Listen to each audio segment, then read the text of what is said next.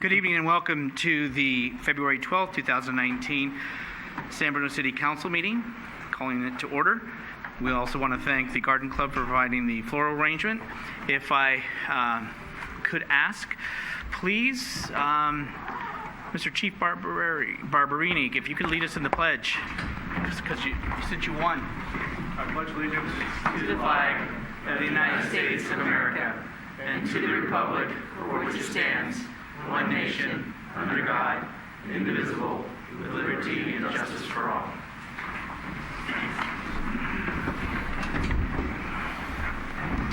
Roll. Councilmember Davis.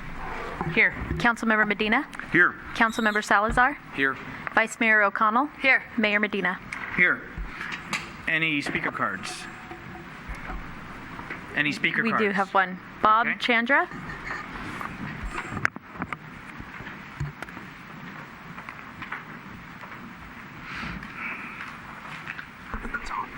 Good evening. Good evening. Appreciate the opportunity to speak with you today. And I want to thank Councilman Marty Medina for inviting us today.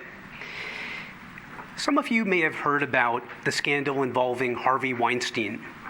Weinstein is a Hollywood producer, and over 30 years, he sexually harassed or raped over 80 women that we know about. He did this over such a long period of time, it makes you wonder, how did he get away with it for so long? The answer to that question came in an expose from The New Yorker, which described a system Weinstein used against his victims using private investigative firms. The PI firms were used to intimidate and harass these women so as to deter them from going public with their concerns.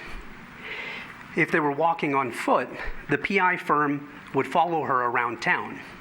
If she was in the park with her family, the PI would come in an intimidating SUV and park nearby.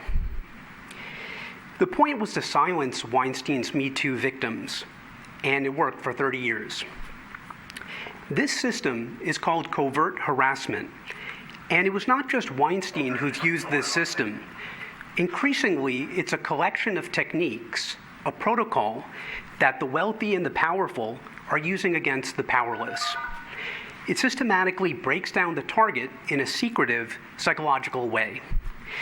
Covert harassment often includes improper surveillance, such as the kind I described, tailing and following, hacking of devices, and coordinated harassment. It is meant to cause fear, stress, and paranoia in the subject. Another group that uses covert harassment is Scientology. Leah Remini, a Hollywood actress and former Scientologist, produced a documentary showing video evidence of how Scientology members follow and harass critics. A Department of Justice study found several 100,000 Americans suffer from this predatory behavior. In other words, we know the problem is pervasive. Our support group, Live Free, works with dozens of victims, and 2/3 are women. The problem goes far beyond Weinstein. We are requesting that San Bruno pass a citywide resolution condemning covert harassment. We believe such a resolution would make the seriousness of the crime clear to everyone involved.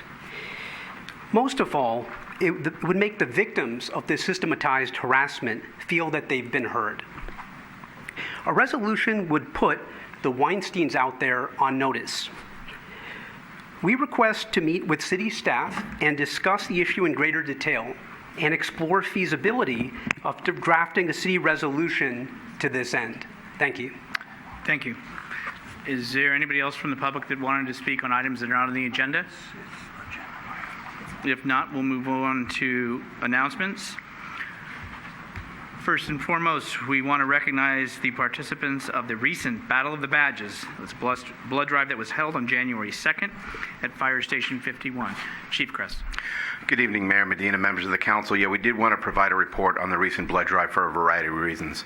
First of all, we want to recognize the members of the public who turned out to support this event. It was as you're going to hear in a minute, it was a fabulous turnout, and so as usual, the city with a heart really stood up and donated blood. Secondly, we want to acknowledge staff that put this effort together, and behind me you see Catherine Curd and Sherry Campbell from the police department who took on this project, and as you'll hear in a second, is a very involved project and made it the success that it was. And then lastly, we want to acknowledge our cooperation with the American Red Cross. We have Doug Coons from the Red Cross here.